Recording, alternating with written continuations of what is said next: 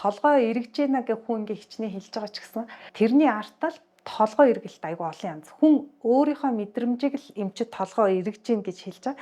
Харин эмч юу хүсдэг вэ гэхээр энэ хүн яг хамаг юм ингээ тойроо эргэж байгаа юм шиг толгой эргэж байгаа юм уу? Эсвэл явхаараа тэнцвэр алдаад байгаа юм уу? Эсвэл нүд нь харанхуулаад унах гээд байгаа юм шиг болоод байгаа юм уу? Эсвэл айгаад сандрахаар юм холдож ойртож харагдаад байгаа юу гэдэг чинь айгүй ялгаатай. Гэтэл хүмүүс бүгдийг нь нийлүүлээл толгой эргээд байна гэж хэлээд байгаа.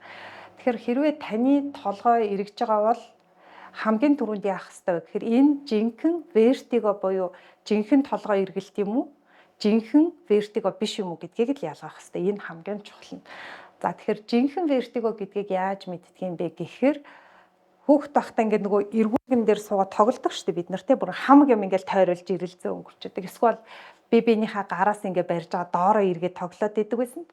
За тэр үеийн тэр толгой эргэлттэй яг адилхан мэдрэмж болвол жинхэнэ вертиго гэдэг. А жинхэнэ вертиго бол хэдхэн минутаас секундээр үргэлжилнэ. Хүчтэй толгой эргэж байгаа үедээ хүн толгой биеэ битгийл нүдэж хөдөлгөж чадахгүй. Өөрөөр хэлбэл нүдэн анаал таг хөдөлгөөнгүй хөвтвөл нөгөө толгой эргэлт намддаг. Харин жинхэнэ вертиго биш буюу бусад толгой эргэлтүүдийн үед хүн одоо миний толгой эргээд байна гэх мөртлөөсөө зөв зүгээр толгой биеэ хөдөлгөнө, явна, сууж босно. Тэгээд дээрэс нь хичнээн толгой нь эргэсэн чи тэр хүн барагтаа бол ундаггүй. Тэнцвэр алдаад эн тэнд гიშгээд ингээд ойчоод өгнө гэж байдаггүйгээр л айгүй ялгаатай байхгүй. Жинхэнэ вертигог үүсгэж байгаа шалтгаан нь бас өөр. Ихэнх тохиолдолд дандаа дотор чихний өвчнүүдээс болж үүсдэг. Дотор чихэн дотор одоо дун гэж аппарат байгаад тэр дунгийн хагас цагирган суугнуудаар одоо уулын шингэн л гүйж явах хэрэгтэй. Гэтэл тэр шингэн гүйж явах хэрэгтэй хагас цагирган сууг руу чулуу орчоод тэгээд тэнцвэрийн мэдрэлд ирж байгаа одоо мэдрэлийн сэрэл өөрчлөгчгөр ийм хүчтэй толгой эргэлт үүсдэг. Яг ховор тохиолдолд одоо тархины гаралтайгаар жинхэнэ вертиго үүсч болдог. Жишээ нь толгой эргэх мигрен гэдэг өвчин байна. Бага тархины өвчнүүдийн үед үүсэх боломж болвол байдаг. За жинхэнэ биш вертигог бараг дахиад 3 ч хуваасан болно дотор нь. За хамгийн эхнийх нь тэнцвэр алдах буюу одоо англиараа имбаланс гэдэг үг байна. Энэ юу гэсэн үг гэхээр сууж явахдаа зүгээр, хэвтэж явахдаа зүгээр ерөөс толгой нэрхэхгүй. Харин хүн босоо явхаараа согтун шиг энэ тэнд гიშгэ яваад идэг. Тэгэхээр энэ бол яг жинхэнэ одоо бага тархины эмгэгүүд болон захын мэдрэлийн полиневропати гэдэг өвчнүүд үүсдэг. Тэгэхээр полиневропати одоо монголчуудын дунд хамгийн элбэг тохиолдог полиневропати чихрийн шижингийн полиневропати байхгүй. Хүмүүсийн одоо гарны одоо урагшаа үзүүр хэсэг хөл одоо шилбнийхаа дунд хэсгээс доошоо мэдрэхүү алдагдах ийм хүндрэлийн үед энэ тэнд гიშгэх өвч үүсдэг. За өөр бас нэг нийтлэг шалтгаан нь нугасны арын баг нь гэмтсэн тохиолдолд үүсдэг. Тэр нугасны арын баг нь гэмтээд хүн тэнцвэргүй болно гэдэг нь ерөөсө бараг л хоёрхан шалтгааны үед үүснэ. Нэгдүгüрт нь ходоодоо тайруулсан хүнд үүснэ. Тэгэхээр ходоодоо тайруулах юм уу эсвэл ходоод нь хатангаршаад махнаас V12 авч чадхаа болцсон хүмүүст үүсэж байгаа гэсэн үг байхгүй. Тэгэхээр тэр тохиолдолд нугасны арын баг нь VR2-ийнхаа дутагдлаас болж гэмтээд тэгээд энэ тэнд гიშгээс согтун шиг яваад байдаг.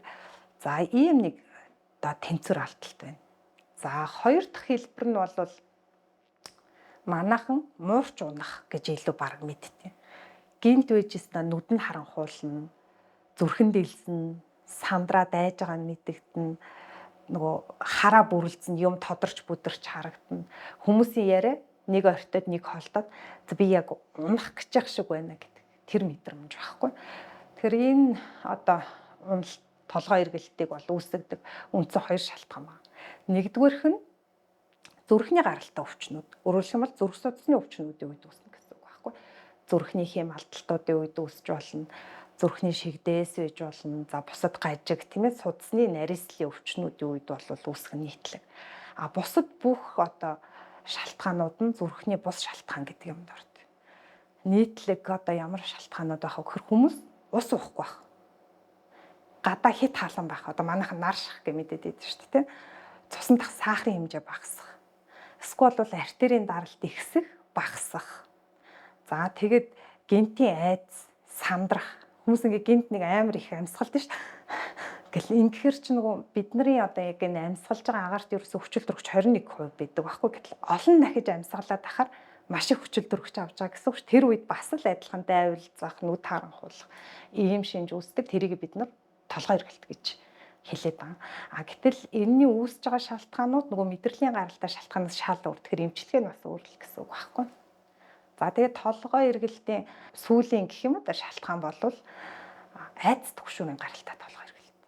Энэ одоо сүүлийн үед нь баг нийтлэгдүү болох гэж байгаа шүү дээ. Тэгэхээр яг цаад нарийн шалтгаан нь юу гэдгүү гэхээр хүмүүс маш их стресстэй болж байна, депресстэй болж байна, тийм ээ. Тэгээд дээрэс нь юмд их санаа зовдгоо болж байна. Тэгэхээр тэр хүмүүс ямар болох вэ гэхээр байнгын стресстэй, бухимдалтай, эсвэл юмд санаа зовж байгаа юм чинь бүх булчингаа чангалсан байж байгаа тийм. Тэгэхээр цээж ингээ хангалттай тэлээд гүйцэд амьсгалах юм нэгдүгээрт байхгүй болчихж байгаа. Хоёрдугаарт стрессийн дааврууд биед их ялгарч эхэлж байгаа. Тэгэхээр нөгөө зүрх дээлсэх, одоо цус эргэлт ихсэх, даралт ихсэх механизм байж болно. Мөн энэ нөгөө айдсын үед бидний бие махбодоо зохицуулдаггүй мэдрэл гэж үүдэг байхгүй, ургал мэдрэл гэж үүдэг. Зүрх хэд цохилох уу, захын судсыг агшаах уу, тэлүүлэх үү те, ходоод гидсгүй үргэлжлэж базлах уу гэдгийг зохицуулдаг мэдрэл. Гэтэл тэр тэнцвэр нь алдагдаад захын судсыг тэлдэг мэдрэл огцом одоо ингээд ачаалчих юм бол хамаг захын судас нь тэлээд даралт унаад тэгээд одоо толгой эргэлт үүсэх ийм юм байна. Энэ жишээ нь ямар үед үүсдэг вэ гэхээр нөгөө өндрийн айдастай хүмүүс идэв ч те, доошоо харж чаддаг. Эсвэл нөгөө галзуу уулган дээр суудаггүй хүмүүс идэг тийм. Тэд нарт айгүй их ажиглагддаг.